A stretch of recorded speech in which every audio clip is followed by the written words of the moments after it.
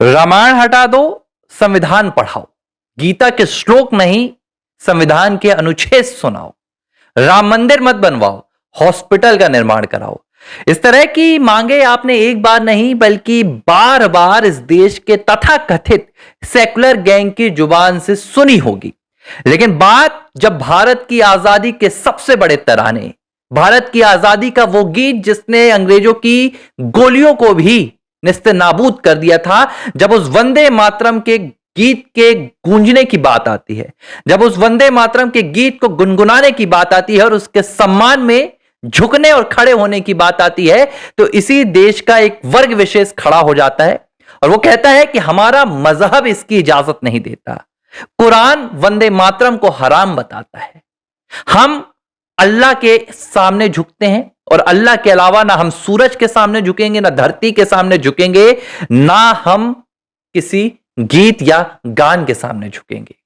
सवाल यह नहीं है कि आपका धर्म, आपका मजहब किसके सामने झुकने के लिए या किसके सामने खड़े होने की सीख देता है, लेकिन जिस संविधान ने आपको यह अधिकार दिया है कि आप इस देश में अपने मजहब को स्वतंत्रता के साथ जी सकते हैं, उसी संविधान में भी वंदे मातरम का वर्णन है।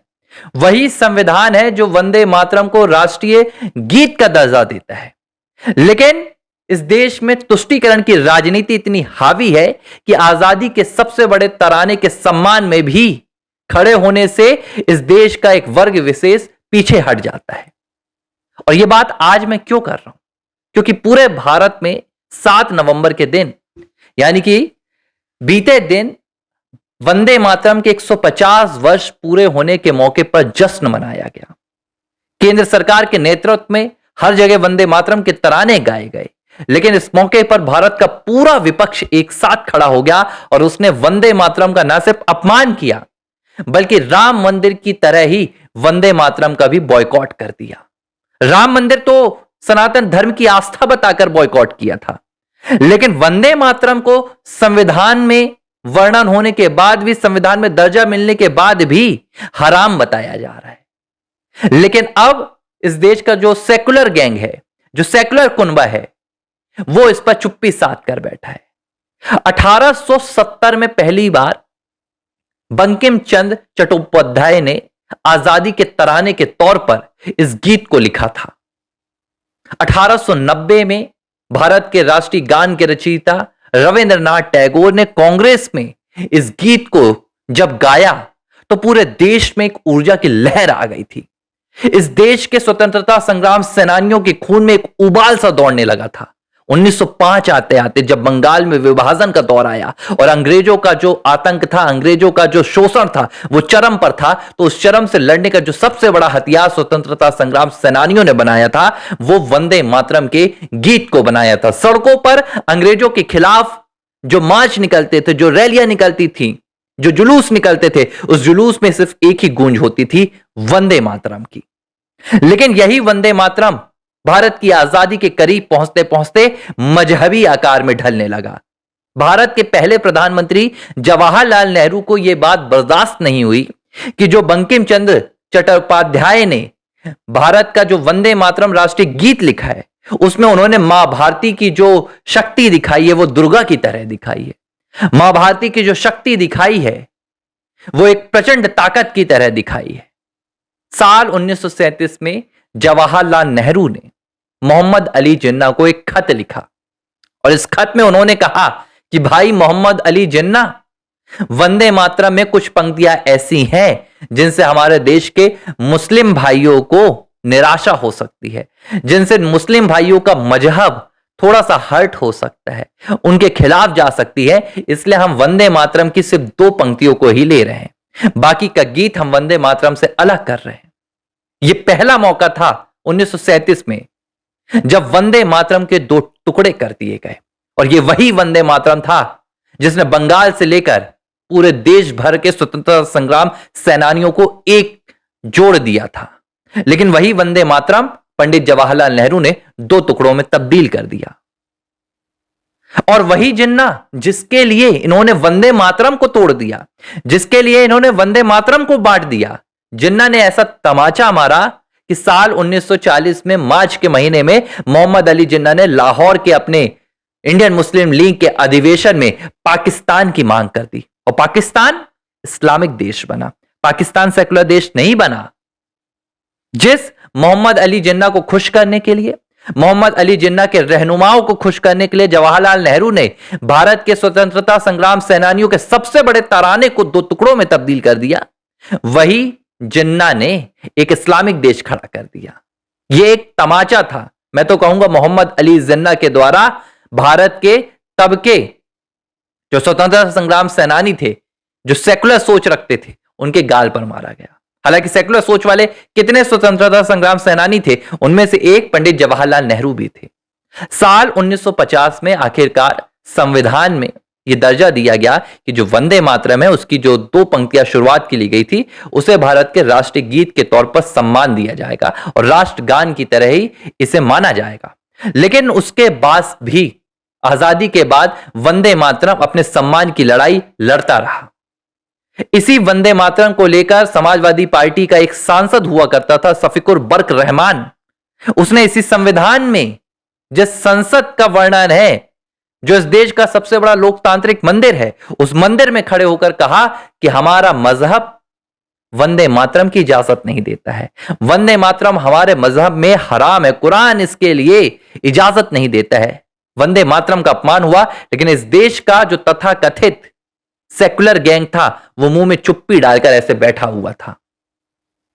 आज जब पूरे देश में वंदे मातरम का जश्न मनाया जा रहा है, वंदे मातरम के तराने गाए जा रहे हैं, आजादी के स्वतंत्रता संग्राम सेनानियों के बलिदानों को याद किया जा रहा है, तो भी भारत के विपक्षी दल को इससे तकलीफ हो रही है। समाजवादी पार्टी के महाराष्ट्र से विधायक हैं और समाजवादी पार्टी के जो प्रदेश अध्यक्ष हैं अबू आजमी, उन्होंने एक बयान दिया। जब अबू आजमी से पूछा गया कि आप वंदे मातरम क्यों नहीं गा रहे हैं, आप वंदे मातरम का जश्न क्यों नहीं मना रहे हैं, तो उन्होंने क्या जवाब दिया? उन्होंने जवाब दिया कि हमारा धर्म, हमारा मजहब इसकी इजाजत नहीं देता है। कुरान में वंदे मातरम हराम है। हम सूरज के सामने नहीं झुकते, जमीन के आगे नहीं टिकते, हम सिर्फ एकमात्र अल्लाह के आगे झुकते हैं। सवाल यह नहीं उठता कि आप किसके सामने झुकते हैं, किसके सामने टिकते हैं। सवाल यह उठता है कि जिस संविधान की आप दुहाई देते हैं और जो संविधान आपको इस देश में जीने तक का अधिकार देता है, उसी संविधान का अपमान आप किस पैमाने पर करते हैं। और चलिए, अबू आजमी तो एक मुस्लिम नेता है, इसी समाजवादी पार्टी का अखिलेश यादव की श्रीमती डिंपल यादव पत्नी है, उन्होंने इसे एक नेगेटिव प्रोपोगेंडा करार दिया। उन्होंने कहा कि भाई एक नेगेटिव प्रोपोगेंडा है वंदे मातरम, इसलिए हम इसमें शामिल नहीं हो रहे हैं। इंडिया अलायंस के महाराष्ट्र के एक नेता हैं जिन्होंने कहा कि महाराष्ट्र के स्कूलों में जो कंपलसरी किया गया है वंदे मातरम, यह संविधान के खिलाफ है। वंदे मातरम इस देश के स्कूलों में नहीं चलना चाहिए, महाराष्ट्र के स्कूलों में नहीं चलना चाहिए। कांग्रेस पार्टी के अध्यक्ष मल्लिकार्जुन खड़गे शायद भूल गए कि इसी कांग्रेस में खड़े होकर रविंद्रनाथ टैगोर ने साल 1890 में वंदे मातरम जब गाया था तो कांग्रेसियों के रोंगटे खड़े हो गए थे। आज कह रहे हैं कि यह भारतीय जनता पार्टी एक अभियान चला रही है, तुष्टीकरण की राजनीति कर रही है, हिंदुओं को भड़काने का काम कर रही है। क्या जवाब आया मल्लिकार्जुन खड़गे का? उन्होंने कहा कि भाजपा ने कभी वंदे मातरम का सम्मान नहीं किया, आरएसएस ने कभी वंदे मातरम को स्वीकारा नहीं, भाजपा ने नहीं स्वीकारा। जिस भाजपा ने पूरे देश में आज वंदे मातरम के लिए जश्न मनवा दिया, जिस भाजपा की रैलियों से लेकर जनसभाओं तक भारत माता की जय और वंदे मातरम के जयकारे गूंजते हैं, आप कह रहे हैं कि उस भाजपा ने वंदे मातरम को नहीं स्वीकारा। यह सवाल मल्लिकार्जुन खड़गे ने क्या कभी उस मुस्लिम वर्ग के कट्टर नेताओं से पूछा जो कहते हैं कि वंदे मातरम हमारे लिए हराम है, जो कहते हैं कि वंदे मातरम की इजाजत हमारा कुरान नहीं देता?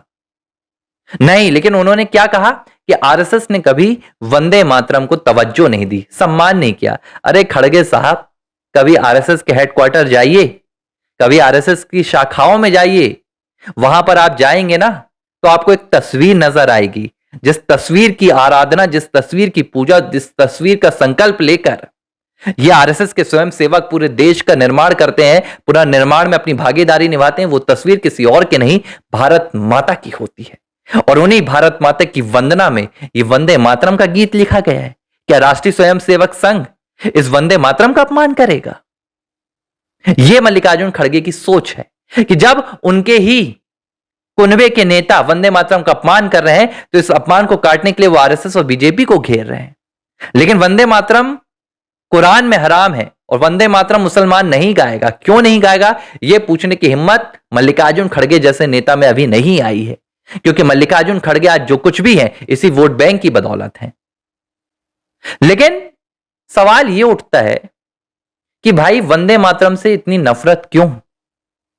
वंदे मातरम आखिर ऐसा कौन सा गीत है, वंदे मातरम में ऐसा क्या लिखा हुआ है जिसकी इजाजत कोई भी मजहब देने से इंकार करेगा? वंदे मातरम कहता है कि हम इस भारत की वंदना करते हैं, हम जिस देश में रहते हैं हम उसकी जयकार लगाते हैं। यह वंदे मातरम है। इससे कौन सा मजहब आपका चोटिल हो जाएगा? हां, इनके जो मजहब है उसमें वंदे मातरम हराम है, लेकिन इनके मजहब में गोलियां चलाना वो हराम नहीं है भाई साहब। कुरान ये कहता है कि वंदे मातरम मत गाओ, ये हराम है।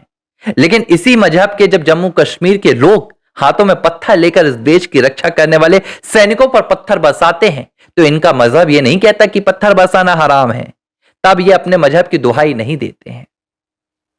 यह है इनकी असलियत, यह है इनका असली चेहरा, जहां ये धर्म और मजहब की आड़ में संविधान के खिलाफ बातें करते हैं। और क्यों करते हैं? क्योंकि इनकी एक मानसिकता है। इन्हें लगता है कि अगर देश में कोई भी नियम बनेगा, कोई भी कायदा बनेगा, तो वो संविधान के लिहाज से नहीं बल्कि शरीयत और शरिया कानून के हिसाब से बनेगा। जो शरीयत इजाजत देगा वो इस देश में होना चाहिए। भाई कल को अगर इनका जो भी कानून है, इनका जो भी शरीयत है, ये जो भी इनका धर्म है, कल को ये कह दे कि संसद हराम है, तो ये भारत की संसद के फैसलों को ना मानेंगे, देश के कानून को ना मानेंगे। कल को इनका धर्म कह दे कि सरकार हराम है, कह भी देते हैं कि भाई सरकार ने ये फैसला लिया, ये हमारे मजहब में हराम है। देखिए, इस तरह की मानसिकता लोकतांत्रिक देश में नहीं चलती है। ये लोकतांत्रिक देश के लक्षण नहीं है। दुनिया का सबसे बड़ा मुस्लिम देश कौन सा है? इंडोनेशिया। इंडोनेशिया में आज भी दुनिया की सबसे बड़ी रामायण आयोजित की जाती है। वहां के जो मुस्लिम हैं, कोई सीता बनता है, कोई राम बनता है, कोई लक्ष्मण बनता है, कोई हनुमान बनता है, भगवान श्री राम के जयकारे लगाए जाते हैं। लेकिन वो कभी नहीं कहते कि रामायण हराम है, वो कभी नहीं कहते कि गीता हराम है। वहां आज भी हिंदू संस्कृति मानी जाती है, क्योंकि वो हिंदुओं को अपना पूर्वज मानते हैं। लेकिन भारत के जो मुसलमान हैं उनके लिए तो वंदे मातरम भी हराम हो जाता है। ये एक कट्टर मानसिकता है। आप देखिए कि जब प्रधानमंत्री नरेंद्र मोदी 22 जनवरी 2024 को राम मंदिर के उद्घाटन पर जाते हैं, प्राण प्रतिष्ठा पर जाते हैं, तो इस देश का यही वर्ग कहता है कि भारत एक सेकुलर देश है और इस देश के प्रधानमंत्री को एक धर्म विशेष के कार्यक्रम में नहीं जाना चाहिए। ठीक है, प्रधानमंत्री को नहीं जाना चाहिए था, लेकिन अगर संविधान वंदे मातरम को दर्जा देता है तो वो वंदे मातरम गाना किसी दूसरे धर्म में हराम कैसे हो सकता है? ये इनकी मानसिकता है। तेलंगाना के मुख्यमंत्री रेवंत रेड्डी कहते हैं कि कांग्रेस यानी कि मुसलमान, मुसलमान यानी कि कांग्रेस। एक पार्टी अपने आप को कह रही है कि हमारा मतलब ही मुसलमान है। यह धर्मनिरपेक्षता नहीं है, यह सेकुलरिज्म नहीं है। लेकिन वंदे मातरम गाना वो हराम है। यह एक तरह की जिहादी मानसिकता है और मुझे लगता है कि इस तरह की जिहादी मानसिकता को देश को अस्वीकार करना होगा। आपको एक और इंसिडेंट बता रहा हूं, आप सुनेंगे तो आपके रोंगटे खड़े हो जाएंगे कि महाराष्ट्र में क्या हुआ। महाराष्ट्र का मालेगांव है। इस मालेगांव में पूरे महाराष्ट्र में महाराष्ट्र के सीएम ने, सरकार ने निर्देश दिए कि भाई वंदे मातरम के 150 साल पूरे होने के मौके पर 31 अक्टूबर से 7 नवंबर तक पूरे देश के महाराष्ट्र के स्कूलों में वंदे मातरम गाया जाएगा। जब यह आदेश सामने आया तो मालेगांव की 80 उर्दू स्कूलों ने अपने बच्चों को 17 अक्टूबर से 7 नवंबर तक की छुट्टी दे दी। किस नाम पर? दिवाली के नाम पर। दिवाली कब थी? 20 अक्टूबर के दिन।